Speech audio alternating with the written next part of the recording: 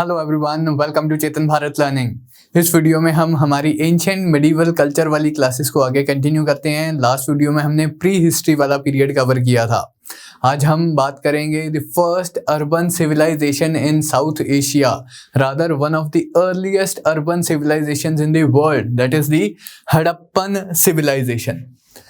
हमने देखा था लास्ट क्लास में कि कैसे छोटे छोटे नियोलिथिक चैल्कोलिथिक कल्चर्स का बर्थ हो रहा था इन the north west of India, not only in the northwest of India but in the other parts of the India as well.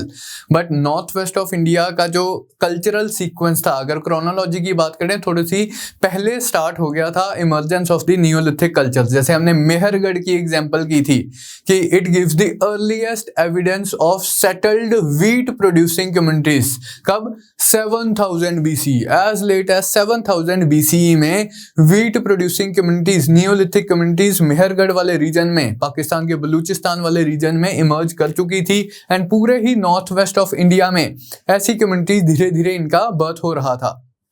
इन्हीं कम्युनिटीज में धीरे धीरे सरप्लस एग्रीकल्चरल प्रोडक्शन हुई and a portion of population अपने आप को agriculture की बजाय और क्राफ्ट प्रोड्यूसिंग एक्टिविटीज में एंगेज करना स्टार्ट कर देता है। जब मैं बच्चे कहता हूं कि Harappan civilisation was a urban civilisation, how is an urban civilisation and urban culture different from a rural culture? बहुत सारे तरीके से हम डिफरेंशिएट कर सकते हैं, लेकिन जो एक डिफरेंशिएटिंग फैक्टर है among the many differentiating factors, वो ये भी है कि एक अर्बन सेंटर में most of the population is engaged in non-food producing activities. Non-food producing activities. जैसे सेंसस ऑफ इंडिया भी कहता है कि अगर किसी सेंटर को अर्बन सेंटर बोलना है तो 75% of the population should be engaged in non agricultural works, non food producing activities. अब अर्बन सेंटर में बहुत ज्यादा कंसंट्रेटेड पॉपुलेशन है, ज्यादातर पॉपुलेशन फूड प्रोड्यूस नहीं कर रही है, तो इनके लिए कोई तो फूड प्रोड्यूस कर रहा है ना। तो अर्बन सिविलाइजेशन तभी पॉसिबल हो पाएगी, कोई भी अर्बन सिविलाइजेशन तभी पॉसिबल हो पाती है जब सरप्लस फूड प्रोडक्शन होता है। कहीं एक्स्ट्रा फूड प्रोड्यूस हो रहा है, उस एरिया से फूड प्रोक्योर करके आपने अर्बन पॉपुलेशन को फीड किया हुआ है, जो कि खुद फूड प्रोड्यूस नहीं कर रही है, जो कि अदर क्राफ्ट्स में एंगेज कर रही है, जो कि ट्रेडिंग एक्टिविटीज में एंगेज कर रही है या और सेकेंडरी एक्टिविटीज वगैरह में एंगेज कर रही है। तो यही Neolithic communities, Neolithic Chalcolithic communities जो नॉर्थ वेस्ट ऑफ इंडिया में, When I say India, जैसे मैंने कल भी बोला था कि I am referring to Indian subcontinent, जो north west of Indian subcontinent में एग्जिस्टेंस में आ चुकी थी 6000 BCE के अराउंड, इन्हें धीरे धीरे इनकी फूड प्रोडक्शन इंक्रीज हुई, सरप्लस फूड प्रोडक्शन आई, जिससे कि लोगों ने डिफरेंट क्राफ्ट्स में डाइवर्सिफाई करना स्टार्ट कर दिया एंड एक अर्बन सिविलाइजेशन के पैदा होने के समीकरण बनने स्टार्ट हुए। तो यहां से बर्थ होता है एक अर्बन सिविलाइजेशन का in the north west of India, that we today call as Harappan civilisation. लेकिन स्टोरी जितनी सिंप्लीफाइड फॉर्म में मैंने आपको बता दी, इतनी सिंप्लीफाइड फॉर्म में है नहीं है। इसी स्टोरी के कंटेक्स्ट में काफी कंट्रोवर्सीज है। दो कंट्रोवर्सीज हैं, एक तो ओरिजिन के कंटेक्स्ट में, एक regarding the very name of the civilization. तो like before we go to the controversies, एक बेसिक सी इंफॉर्मेशन आप और ध्यान में रखेंगे। ये जो सिविलाइजेशन की डेवलपमेंट हुई है, सिविलाइजेशन की ग्रोथ हुई है हड़प्पन सिविलाइजेशन की, ऐसा नहीं है कि वन फाइन डे बस सिविलाइजेशन एग्जिस्टेंस में आ गई। कल तक तो लोग यहाँ पर एग्रीकल्चर कर रहे थे, आज लोगों ने शहर बसा लिया, ऐसा नहीं है। ग्रेजुअल ग्रोथ ऑफ सिविलाइजेशन हुई है। इस सिविलाइजेशन की ग्रोथ को इस सिविलाइजेशन की पूरी डेवलपमेंट को हम 3 फेजेस में स्टडी कर सकते हैं। Early Harappan phase, mature Harappan phase, late Harappan phase. Early Harappan, mature Harappan, late Harappan. इन फेजेस के मेन फीचर्स क्या थे उस पर मैं अभी आता हूं, जस्ट अभी आपकी इंफॉर्मेशन के लिए थे। पहले हम वो 2 कंट्रोवर्सीज की डिस्कशन कर लेते हैं, ओरिजिन एंड जो नेम के कंटेक्स्ट में कंट्रोवर्सी है। मैंने आपको बताया कि जो Neolithic communities north west of India में एग्जिस्टेंस में आई, उन्हीं कम्युनिटीज, वही सेटलमेंट्स धीरे धीरे धीरे करके एक्सपैंड होती गई, धीरे धीरे करके घर बड़े होते गए, शहर बड़े होते गए, एंड धीरे धीरे उसी सिविलाइजेशन, उन्हीं विलेज कम्युनिटीज ने ट्रांजिशन की into the urban form. Uniform weights and measures का इस्तेमाल करना हमने स्टार्ट कर दिया। तो इस तरह से एक organic growth of the civilisation हुई है। लेकिन आज ये मोस्ट एक्सेप्टेड व्यू है। इससे पहले जब इनिशियली हड़प्पन सिविलाइजेशन का जन्म हुआ था, हड़प्पन सिविलाइजेशन का रादर रीडिस्कवरी हुई थी, हमने एक्सकैवेशंस करके पाया था कि अच्छा ऐसी भी कोई सिविलाइजेशन इंडिया में एग्जिस्ट करती है। तो उस टाइम पे ये बात है अराउंड 1921-22 की। तब ब्रिटिश हमारे ऊपर रूल करते थे। आर्कियोलॉजिकल सर्वे ऑफ इंडिया के आर्कियोलॉजिस्ट थे दयाराम साहनी, आर.डी. बनर्जी। इन्होंने हड़प्पन सिटीज को डिस्कवर किया। दयाराम साहनी ने हड़प्पा शहर को डिस्कवर किया in the western Punjab which is in present day Pakistan.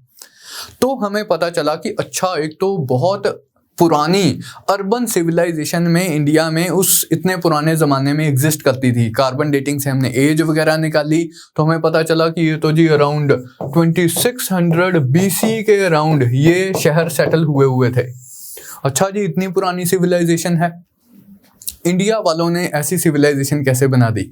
Now you have to keep politics and history also in mind while like the contemporary history also in mind while understanding कि scholars कैसी theories दे रहे हैं, उनका mindset कैसा है। British scholars को जब पता चला कि इतनी बढ़िया, इतनी अर्बन, इतनी एडवांस सिविलाइजेशन इतने पुराने ज़माने में भी इंडिया में एग्जिस्ट करती थी, तो ये फैक्ट उनसे हजम नहीं हुआ। वो क्या कहते हैं, क्योंकि उनका सारा जो प्रेमाइस था कि ब्रिटिश इंडिया के मतलब अंग्रेज इंडिया के क्या कहते थे कि हमारी सुपीरियर सिविलाइजेशन है, तुम्हारी इन्फीरियर सिविलाइजेशन है। हम तो तुम अनसिविलाइज्ड लोगों को सिविलाइज करने के लिए इंडिया आए हैं, हम तो सिविलाइजिंग मिशन पे इंडिया आए हैं, तुम लोगों को कुछ नहीं पता। But we have the evidence कि जब वेस्टर्न यूरोपियन सिविलाइजेशन डेवलप नहीं थी, उस टाइम पे इंडिया में इतनी डेवलप्ड सिविलाइजेशन एग्जिस्ट करती थी। तो ब्रिटिश स्कॉलर्स, जिसमें से सर मॉर्टिमर व्हीलर का नाम आप याद रख सकते हैं, ये कहते हैं कि इंडियंस ने खुद नहीं ये सिविलाइजेशन बनाई। ऐसा नहीं है कि इंडिया के लोग थे, उन्होंने खुद ही मेहनत करके या खुद ही उनकी ग्रोथ होती गई, डेवलपमेंट होती गई एंड उन्होंने अर्बन सिविलाइजेशन बना दी। कहते नहीं, इंडिया के लोग तो इस कैपेबल ही नहीं है। ये तो किसी और सिविलाइजेशन से लोग इंडिया आके सेटल हुए, उन लोगों ने इंडिया में ये सिविलाइजेशन बनाई है। सर मॉर्टिमर व्हीलर कहते हैं इसी टाइम की जब हड़प्पन सिविलाइजेशन फ्लोरिश कर रही थी, इसी सेम पॉइंट ऑफ टाइम पे इराक में मेसोपोटामियन सिविलाइजेशन एग्जिस्ट करती थी, इजिप्ट में इजिप्शियन सिविलाइजेशन एग्जिस्ट करती थी, या नाइल वैली सिविलाइजेशन एग्जिस्ट करती थी। ऑलमोस्ट ये कंटेम्पररी टू ईच अदर हैं, थोड़ा बहुत डिफरेंस है। तो सर मॉर्टिमर व्हीलर कहते हैं कि मेसोपोटामिया के लोग थोड़े से एडवांस थे, उन्होंने इंडिया आके इस अर्बन सिविलाइजेशन को जन्म दिया क्योंकि वहां तो ऑलरेडी सिटीज एग्जिस्ट करती थी, या उन्होंने कहा कि कुछ आइडियाज ट्रांसपोर्ट हो गए। तो इस तरह की थ्योरीज भी दी गई थी initially to explain the origin of the Indus valley civilisation. But हमने धीरे धीरे करके रिसर्च की और एक्सकेवेशंस वगैरह की, एंड एज ऑफ टुडे जो मोस्ट एक्सेप्टेड व्यू है वो यही है कि जो मैंने आपको पहले बताया कि हड़प्पन सिविलाइजेशन किसी आउटसाइड इन्फ्लुएंस की वजह से नहीं पैदा हुई, रादर ये तो इंडिजिनस नियोलिथिक कम्युनिटीज जो कि नॉर्थ वेस्ट ऑफ इंडिया में फ्लोरिश कर रही थी, उन्हीं का ही एक क्लाइमैक्स था, उन्हीं का ही एक कल्मिनेशन था कि धीरे धीरे करके वो एक्सपैंड होती गई, बड़ी होती गई, अर्बन फीचर्स इंट्रोड्यूस होते गए जैसे जैसे सरप्लस फूड प्रोडक्शन बनता गया। तो ये कंट्रोवर्सी आपने ध्यान में रखनी है regarding the origin of the Harappan civilisation. दूसरी कंट्रोवर्सी है regarding the very name of the civilisation. अब यहाँ क्या कंट्रोवर्सी हो सकती है? जब पहले ये सिविलाइजेशन डिस्कवर की गई, इसके शहर डिस्कवर किए गए, रीडिस्कवर किए गए, हड़प्पा सिटी को डिस्कवर किया सबसे पहले 1921 में, मैंने आपको बताया दयाराम साहनी ने, D.R. साहनी ने। फिर सिंध में मोहनजोदारो सिटी को डिस्कवर किया गया, one of the largest cities to be discovered at that point of time था। फिर और सिटीज डिस्कवर किए गए, चन्हूदारो डिस्कवर किया गया, अमरी को डिस्कवर किया गया। इस तरह से बहुत सारे सिटीज को रीडिस्कवर किया गया एक्सकेवेशंस के जरिए, आर्कियोलॉजी के जरिए। जो इनिशियली साइट्स डिस्कवर की गई, वो काफी सारी साइट्स रिवर इंडस के बैंक्स पे थी। काफी सारी sites, most of the sites जो इनिशियल फेज में डिस्कवर हुई हैं वो रिवर इंडस या उसकी ट्राइब्यूटरीज के बैंक्स पे थी। जैसे Harappan city, Harappa was on the bank of the city of the river Ravi. Mohenjodaro was on the banks of river Indus. तो या तो इंडस या उसकी ट्राइब्यूटरीज के बैंक्स पे सिचुएटेड थी, इसलिए हिस्टोरियंस ने नाम दे दिया Indus valley civilisation. Just like Nile civilisation, Nile river civilisation, मैंने आपको बताया इजिप्शियन सिविलाइजेशन को नाइल सिविलाइजेशन भी बोलते हैं। फाइन, लेकिन इंडिपेंडेंस के बाद हमने इंडिया वाले पोर्शन में और एक्सकेवेशंस वगैरह की, तो काफी सारी साइट्स हमें गुजरात, राजस्थान, हरियाणा वाली बेल्ट में भी डिस्कवर हुई हैं। Rather more number of sites हमें गुजरात, राजस्थान, हरियाणा वाली बेल्ट में डिस्कवर हुई हैं एज कंपेयर टू जो इंडस प्रॉपर इंडस वैली में डिस्कवर हुई हैं। तो फिर हिस्टोरियंस ने अगेन कंफ्यूजन होगी कि आप इस सिविलाइजेशन को इंडस वैली सिविलाइजेशन बोलें या ना बोलें। तो आर्कियोलॉजी में एक कन्वेंशन होता है, आर्कियोलॉजी में एक जनरल सा कन्वेंशन होता है। किसी भी सिविलाइजेशन का जो पहला शहर डिस्कवर हुआ होता है उस शहर के बेसिस पे हम सिविलाइजेशन का नाम रख देते हैं। इस सिविलाइजेशन का पहला शहर कौन सा डिस्कवर हुआ था? हड़प्पा। तो हमने हड़प्पा के नाम पे सिविलाइजेशन का नाम रख दिया हड़प्पन सिविलाइजेशन। ऐसे भी प्रपोजल्स आए थे कि हम इसे सिंधु सरस्वती सभ्यता बोल देते हैं, but that name did not get very popular. तो हमने जो आर्कियोलॉजिकल कन्वेंशन है उसका इस्तेमाल करते हुए हमने हड़प्पा, जो first city to be discovered था, उसके बेसिस पे सिविलाइजेशन का नाम रख दिया हड़प्पन सिविलाइजेशन। ये एक जनरल सी आर्कियोलॉजिकल कन्वेंशन है। कल मैं आपको चैल्कोलिथिक कल्चर्स के बारे में करवा रहा था, तो मैंने आपको बोला था कि अहर राजस्थान में एक साइट थी, बनास कल्चर की डिस्कवर की गई पहली साइट थी, तो उसी साइट के नाम पे हम कल्चर को ही अहर कल्चर बोल देते हैं। जॉर्वे जो महाराष्ट्र वाले रीजन में चैल्कोलिथिक कल्चर्स थे, उन कल्चर्स में से पहली जो साइट डिस्कवर की गई थी वो जॉर्वे थी, तो उसी के बेसिस पे हमने कल्चर का ही नाम रख दिया जॉर्वे कल्चर। ये एक आर्कियोलॉजी की जनरल सी कन्वेंशन है, तो उसी कन्वेंशन का मदद लेते हुए हमने हड़प्पन सिविलाइजेशन का नाम भी हड़प्पन सिविलाइजेशन ये जो इसका नामकरण कर दिया। तो ये तो स्टोरी होगी जो कंट्रोवर्सीज की regarding the origin of the civilisation and the naming of the civilisation. अब फेजेस को आप अच्छे से बेटर समझ पाएंगे। हड़प्पन सिविलाइजेशन, जैसे कि मैंने आपको बताया था कि ऐसा नहीं है कि all of a sudden cities came into existence, धीरे धीरे इनकी ग्रेजुअल ग्रोथ हुई है। ये हमें कैसे पता चलता है? ये हमें आर्कियोलॉजी बताती है कि हम जब खुदाई करते हैं, तो कल जैसे हमने डिस्कशन करते हुए बात की थी कि जितना नीचे वाला लेवल होगा उतना पुराना लेवल है, जितना ऊपर वाला लेवल होगा उतना नया लेवल है। हमने लोअर पैलियोलिथिक, अपर पैलियोलिथिक एक इंडेक्स में डिस्कशन की थी कि नीचे वाला जो लेवल है वो पुराना होता है, ऊपर वाला जो लेवल है वो नया होता है। तो सिमिलर साइट्स पे, जैसे कोट डीजी एक साइट है, हड़प्पन सिटी है, कोट डीजी या अमरी, काफी सारी ऐसी साइट्स हैं। हमने इन साइट्स को एक्सकावेट करना स्टार्ट किया। जब ऊपर वाले लेवल पे हम एक्सकावेट करके हमें क्या मिला कि proper planned developments of the cities हो रखी है, प्रॉपर रोड्स वगैरह हैं, प्रॉपर सब कुछ है। लेकिन जैसे जैसे हमारा लेवल नीचे जाता है और खुदाई करते हैं तो हमें ये मिलता है कि सिटीज का साइज भी छोटा है एंड इतने ज्यादा अर्बन फीचर्स भी नहीं है, इतनी ज्यादा क्राफ्ट स्पेशलाइजेशन भी नहीं है। ऊपर वाले लेवल पे proper size of the cities भी बड़ा है and craft specialisation, proper metal works भी अवेलेबल हैं, बहुत सुंदर सुंदर पॉटरी अवेलेबल है, uniform weights and measures available हैं। लेकिन जब हम और खुदाई करके नीचे वाले लेवल पे पहुंचते हैं, नीचे वाला लेवल यानी कि पुराना लेवल, पुराना टाइम, थोड़े पुराने जमाने में शहर का साइज भी छोटा है एंड इतनी ज्यादा क्राफ्ट स्पेशलाइजेशन भी है, और नीचे खुदाई करते हैं तो हम नियोलिथिक लेवल पे पहुंच जाते हैं कि सिटीज है ही नहीं है, अर्बन सेंटर्स है ही नहीं है, रूरल सेंटर्स हैं। तो हम on the basis of this archaeological evidence हम कह सकते हैं कि जी पहले एक नियोलिथिक फेज था, उसी नियोलिथिक फेज की ट्रांजिशन हुई towards to the early Harappan phase, जब सिटीज की डेवलपमेंट जस्ट स्टार्ट हुई, एंड देन आया mature Harappan phase. Time frame आपके यहाँ पर ब्रैकेट्स में दिए हुए है, ये जेनेरिक सा टाइम फ्रेम है, ऐसा मतलब थोड़ा बहुत सिटी टू सिटी वेरी करता है। Mature Harappan phase, and then जब मैच्योर हड़प्पन फेज का डिक्लाइन हो गया तो आता है लेट हड़प्पन फेज।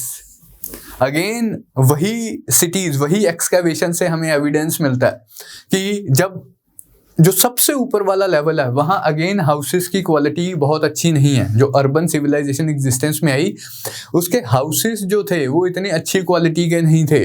पहले मैच्योर फेज में बर्न्ट ब्रिक्स का इस्तेमाल किया जाता था, किल बिंड भट्टे में जलाई गई ईंटों का, पकाई गई ईंटों का इस्तेमाल किया जाता था, बर्न्ट ब्रिक्स का।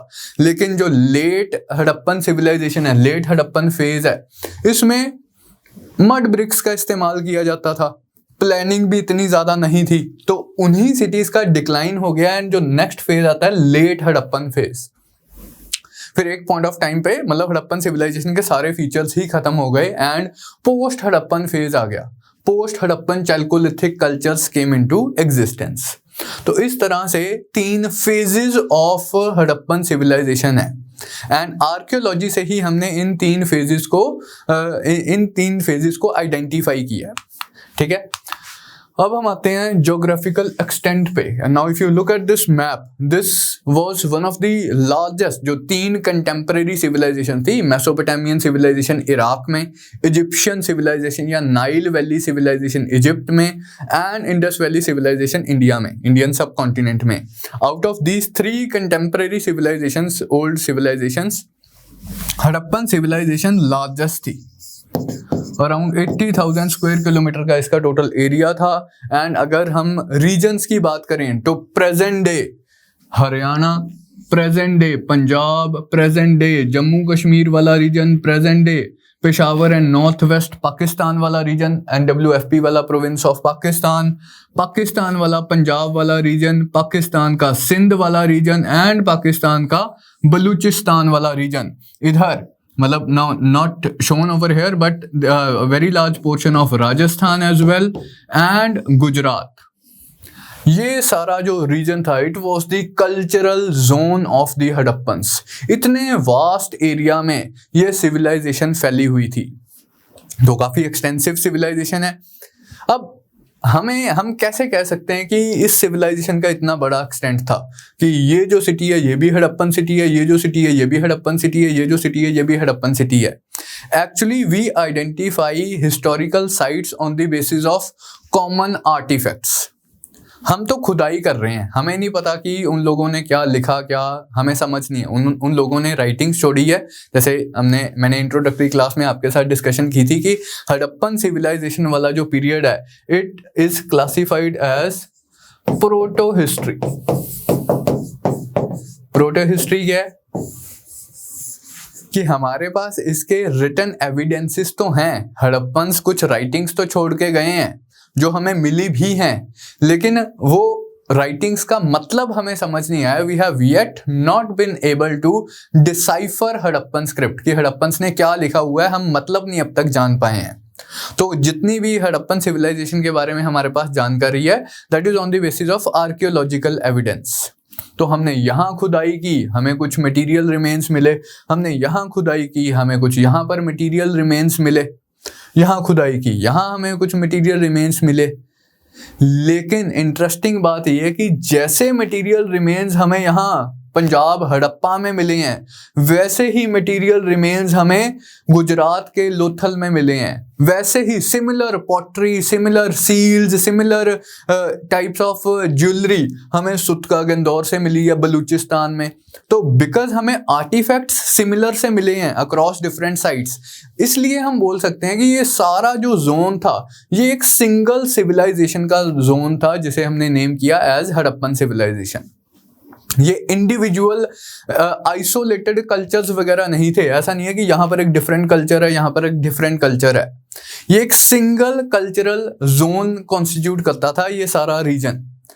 अर्ली हड़प्पन फेज में ऐसा था कि यहाँ पर पॉटरी थोड़ी सी डिफरेंट है, यहाँ पर पॉटरी थोड़ी सी डिफरेंट है, यहाँ पर डिफरेंट मटेरियल्स मिले हैं, यहाँ पर डिफरेंट मटेरियल मिले हैं अर्ली हड़प्पन फेज में। लेकिन मैच्योर हड़प्पन फेज में इस पूरे रीजन में proper uniform crafts, uniform weights and measures, uniform planning features were introduced.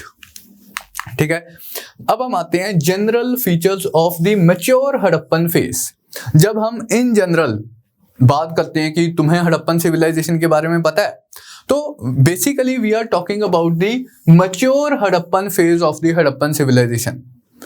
Generally आपको अगर क्वेश्चन भी पूछा जाता है कि हड़प्पन सिविलाइजेशन में क्या ऐसा एग्जिस्ट करता था, तो वहां पर ज्यादा दिमाग नहीं लगाना कि बताओ जी कौन से फेज की बात कर रहे हो आप, अर्ली की बात कर रहे हो, मैच्योर की बात कर रहे हो या लेट की बात कर रहे हो। अगर जेनरिक टर्म्स में ये पूछा गया है कि हड़प्पन सिविलाइजेशन के फीचर्स थे या नहीं थे, तो that person is talking about mature Harappan phase.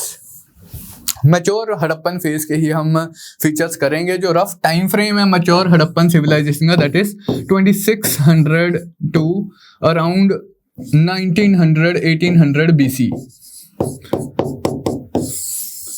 यहाँ पर आप 1800 भी लिख दोगे, गलत नहीं है। थोड़ा सा साइट्स के कंटेक्स्ट में टाइम थोड़ा बहुत वेरी करता है। एंशिएंट हिस्ट्री में 100 साल भी ऊपर नीचे हो जाते हैं, कोई बड़ी बात नहीं है, बिकॉज टाइम हमने एस्टिमेट ही किया हुआ है, हमें एग्जैक्ट टाइम पता नहीं है। तो थोड़ी बहुत वेरिएशन चलती है, मतलब इतना एरर चलता है। तो 2600 से 1900 BC रफली मैच्योर हड़प्पन फेज का टाइम फ्रेम है। मैच्योर हड़प्पन फेज का जो बहुत ही यूनिक एंड डिस्टिंक्टिव फीचर है, that is the town planning. इसने आर्कियोलॉजिस्ट को बहुत मतलब जब इनिशियली साइट्स डिस्कवर हुई थी, बहुत अमेज किया कि यार इतने पुराने ज़माने में इतनी अच्छी टाउन प्लानिंग। आज भी हमारे सिटीज़ इस टाउन प्लानिंग को काफ़ी सारे इंडियन सिटीज़ उस टाउन प्लानिंग को मैच नहीं करते हैं। एंड हमने आज से 5000 साल पहले ऐसी टाउन प्लानिंग की हुई थी। क्या बात है भाई। किस तरह के मतलब फीचर्स थे टाउन प्लानिंग के हड़प्पन की अगर हम बात करें, मोस्ट ऑफ द जो हड़प्पन सिटीज़ थे, they were divided into 2 parts. Now इसमें पॉइंट टू बी नोटेड है, in most cases most of the Harappan cities. ऐसा नहीं है कि every Harappan city was divided into 2 parts. आपको अगर ऐसी स्टेटमेंट आती है तो इनकरेक्ट स्टेटमेंट है। नॉट एवरी हड़प्पन सिटी, कुछ एक्सेप्शंस हैं, जिन एक्सेप्शंस को हम जब इंडिविजुअल सिटीज की डिस्क्रिप्शन करेंगे उस टाइम स्टडी करेंगे। लेकिन जनरली आप बोल सकते हो most of the Harappan cities they were divided into 2 parts. एक सिटाडल और the raised portion of the town, एक लोअर टाउन। एक पोर्शन ऑफ टाउन होगा वो थोड़ा सा रेज्ड प्लेटफॉर्म पे बना होगा, and then the lower portion of the town. जितनी भी पब्लिक बिल्डिंग्स हैं या रेजिडेंसीज ऑफ एलीट क्लास है, वो सारी होंगी सिटाडल वाले पोर्शन में। कुछ एडमिनिस्ट्रेटिव बिल्डिंग्स होंगी, कुछ जैसे मोहनजोदारो में ग्रेट बाथ मिला है, इस तरह की जो बिल्डिंग्स हैं या बड़े बड़े जो घर हैं वो raised portion of the town में है, सिटाडल में है। आम लोगों के घर एंड देयर वर्क प्लेसेस वो सारी हैं lower portion of the town में। एक और डिस्टिंक्शन आपने ध्यान में रखनी है, यूजुअली ये जो raised portion of the town है ये फोर्टिफाइड भी होता था, इसकी किलेबंदी भी की जाती थी, फोर्टिफिकेशन वॉल भी इसके अराउंड कंस्ट्रक्ट की जाती थी कि कोई अटैक वगैरह ना करे। Citadel literally means fort, fortress को ही बोलते हैं, किले को ही बोलते हैं सिटाडल। तो इसलिए इसका नाम ही सिटाडल हमने इसलिए रखा है क्योंकि ये वाला पोर्शन फोर्टिफाइड था, इसकी किलेबंदी की होती थी। On the other hand, lower part was not fortified. Again, ये जो मैंने आपको स्टेटमेंट दी है, this is true in most of the cases. इसके भी एक्सेप्शंस हैं, जैसे चन्हू-दारो एक सिटी है, वो फोर्टिफाइड ही नहीं है, वो फोर्टिफाइड ही नहीं है, ना सिटाडल फोर्टिफाइड है ना लोअर पोर्शन फोर्टिफाइड है। On the other hand Lothal पूरे का पूरा ही फोर्टिफाइड है। एक्सेप्शंस मिल जाएंगे, एक्सेप्शंस में लेटर ऑन मैं इंडिविजुअल सिटीज जब आपको करवाऊंगा, साइट्स करवाऊंगा, वहां मैं आपको मार्क करवाऊंगा। लेकिन मतलब जनरल सी आपने बात समझनी है कि सिटाडल पोर्शन एलीट्स के रेजिडेंसीज के लिए होता था, लोअर पोर्शन आम लोगों के रेजिडेंसीज के लिए होता था। पब्लिक बिल्डिंग सारी सिटाडल में होती थी, सिटाडल फोर्टिफाइड होता था। यूजुअली सिटाडल वाला जो पोर्शन होता था ये वेस्टर्न साइड पे होता था, वेस्ट साइड पे होता था, एंड जो लोअर पोर्शन होता था वो ईस्ट साइड पे होता था। तो जनरल डिवीजन के बारे में आप ये चीज ध्यान रखेंगे। स्पेसिफिक जो एक्सेप्शंस वगैरह होंगी हम डिटेल में बाद में करेंगे। फिर ये तो हो गया, पहले तो यही अपने आप में कितनी बड़ी बात है कि इतनी सारी हड़प्पन सिटीज हमें मिली हैं, इतने बड़े कल्चरल जोन में ऑलमोस्ट हर शहर सिमिलर सा पैटर्न फॉलो कर रहा है। फिर प्लानिंग यहीं खत्म नहीं हुई, ये जो इन्होंने ट्विन डिवीजन की है, दी रोड्स और streets, they were arranged on a grid pattern. North to south, east to west roads वगैरह जाती थी that use to intersect at right angles. Right angles पे रोड्स एंड स्ट्रीट्स इंटरसेक्ट करती थी. तो उससे क्या होता था कि पूरा जो शहर है ऑलमोस्ट मतलब रेक्टेंगुलर या स्क्वायर ब्लॉक्स में डिवाइड हो जाता था. तो ग्रिड पैटर्न, जैसे चंडीगढ़ हम बोलते हैं ग्रिड पैटर्न पे बना हुआ सेक्टर्स वगैरह हैं, रेक्टेंगुलर सेक्टर्स हैं. तो उस तरह का ग्रिड पैटर्न आप इमेजिन कर सकते हो. अब ऐसा है कि इतना पुराना ज़माना है, 5000 साल पुरानी बात हम कर रहे हैं. तो ऐसा नहीं है कि बिल्कुल स्केल से लाइन खींची हुई है. तो उनका जो स्ट्रेट भी है थोड़ा सा गोल गोल सा हो जाता है, बट रफली the roads they followed the grid pattern. North to south, east to west streets वगैरह होती थी एंड उसकी वजह से रेक्टेंगुलर ब्लॉक्स में सिटी डिवाइड हो जाता था. वाइड स्ट्रीट्स होती थी, as wide as 10 metres wide streets वगैरह होती थी. एंड अच्छी बात क्या है कि स्ट्रीट्स के अराउंड हमें कुछ स्ट्रक्चर्स मिले हैं जिन्हें हमने आइडेंटिफाई किया कि शायद ये लैंप पोस्ट हैं. स्ट्रीट लाइटिंग की प्रोविजन भी एग्जिस्ट करती थी इतने पुराने ज़माने में. ड्रेन्स जो हैं, जैसे गली जा रही है, स्ट्रीट जा रही है, दोनों साइड पे ड्रेन्स वगैरह होंगी. On the side of the road there would be drains. Proper drainage system exist करता था हड़प्पन सिटीज में. एंड जो स्ट्रीट्स की ड्रेन्स थी वो ड्रेन आउट करती थी मेन रोड्स की ड्रेन्स में. मेन रोड्स की जो ड्रेन्स हैं वो अल्टीमेटली शहर के बाद ड्रेन आउट होती थी. तो प्रॉपर हाइजीन का ध्यान रखा जाता था. इस बात का हमें कैसे पता चलता है कि ये जो ड्रेन्स थी इन्हें क्लीन करने के लिए प्रॉपर इन्हें ब्रिक स्लैब माइंडेड, इसका भी क्वेश्चन आया हुआ, स्टोन स्लैब से कवर होती थी या ब्रिक स्लैब से कवर होती थी. ब्रिक स्लैब से ड्रेन्स को कवर किया जाता था ताकि उन स्लैब्स को रिमूव करके इनकी प्रॉपर क्लीनिंग वगैरह की जा सके. कवर ड्रेनेज सिस्टम एग्जिस्ट करता था. आज भी इंडिया की काफ़ी सारी सिटीज़ में ये कवर ड्रेनेज सिस्टम एग्जिस्ट नहीं करता है, लेकिन हड़प्पन सिटीज़ में था. हाउसेस के अंदर ही मतलब वेल्स वगैरह होते थे. Some of the houses had wells within the house and houses की ड्रेन्स स्ट्रीट्स की ड्रेन्स में ड्रेन आउट करती थी.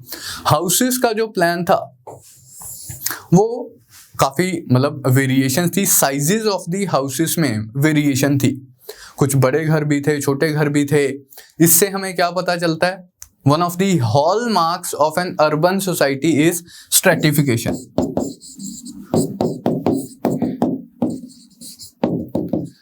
कि कुछ अमीर हैं, कुछ गरीब हैं, कुछ लोगों के पास बड़े घर हैं, ज़्यादा प्रॉपर्टी है, कम प्रॉपर्टी है, कुछ लोगों के घर छोटे हैं. तो we have multiple 3 storey houses as well. 2 storey houses commonly मिल जाते हैं. And we have single storey houses as well. And not only single storey, we have some very small barrack like constructions as well. Harappa से हमें एक structure मिला है जो almost हम कहते हैं कि जैसे जेल के सेल्स नहीं होते उस तरह से बैरक्स वगैरह हैं.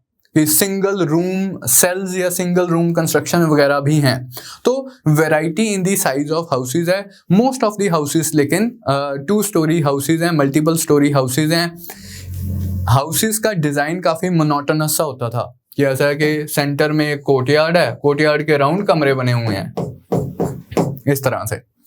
नो विंडो और door open towards the main road. ये एक अच्छी बात थी इनकी टाउन प्लानिंग की कि मेन रोड की तरफ कोई डोर या विंडो नहीं खुलता था. स्ट्रीट वाली साइड पे ही डोर्स या विंडोज खुलती थी. तो इस तरह से प्रॉपर हाउसेस भी किस तरह से बनने हैं उसकी भी प्लानिंग होती थी. फिर मैंने आपको बताया use of burnt bricks was a characteristic feature of the Harappan civilization. And ऐसा नहीं है कि ब्रिक्स भी कोई भी बना ली. Uniformity, standardization, they were the main features of the Harappan civilization. इतना बड़ा हड़प्पन कल्चरल जोन, कहाँ गुजरात का लोथल एंड कहाँ नॉर्थ में शोटूखाई, अफगानिस्तान के बॉर्डर के पास एक साइट थी, हड़प्पन साइट थी शोटूखाई. कहाँ सुतका गंदौर बलूचिस्तान में एंड कहाँ आलमगीरपुर उत्तर प्रदेश में, वेस्टर्न उत्तर प्रदेश में. इतनी दूर दूर हड़प्पन साइट्स लोकेटेड थी. लेकिन at every Harappan site uniform size of bricks या uniform ratio of the brick sizes was identified. 1:2:4 की रेशियो में ब्रिक्स बनती थी. ये अगर 1 यूनिट की हाइट है, 2 यूनिट्स की उसकी विड्थ होगी एंड 4 यूनिट्स की उसकी लेंथ होगी. इस साइजेस की इस रेशो में ब्रिक्स बनती थी। साइजेस 2 थे, घरों के या इंडिविजुअल स्ट्रक्चर्स बनाने के लिए 7 × 14 × 28 साइज की ब्रिक्स बनती थी। जो पब्लिक वॉल्स वगैरह बनानी होती थी, जैसे फोर्टिफिकेशन वॉल्स बनानी है, सिटाडल की किलेबंदी करनी है, जो उसकी वॉल्स बनानी है, उसके लिए थोड़ी बड़ी ब्रिक्स का इस्तेमाल होता था। 10 × 20 × 40 साइज की ब्रिक्स का इस्तेमाल होता था। बट चाहे साइजेस 2 हैं, रेशो सेम है। एंड चाहे 2 ही साइजेस हैं, through out the Harappan cultural zone similar size की ब्रिक्स हमें मिली हैं। एंड किस तरह की ब्रिक्स हैं? किल्न बर्न्ट, भट्टे में जलाई गई, बेक की गई ब्रिक्स हैं। तो ये कुछ general features of the mature Harappan civilization है। इसका जो नेक्स्ट एस्पेक्ट्स हैं हड़प्पन सिविलाइजेशन के, socio economic conditions of the Harappans, next है religion of the Harappan and the decline of the civilization. ये एस्पेक्ट्स बच्चे हम next part of the video में करेंगे। इस पार्ट ऑफ वीडियो में हम इतनी ही डिस्कशन करेंगे।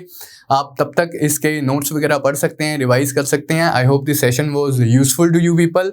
इन the next video we are going to continue with the Harappan civilisation. इसके हम अदर एस्पेक्ट्स करेंगे which include society and economy, religion and decline of the civilization. So that's all as far as this video is concerned. I hope the video was useful to you people. Thank you.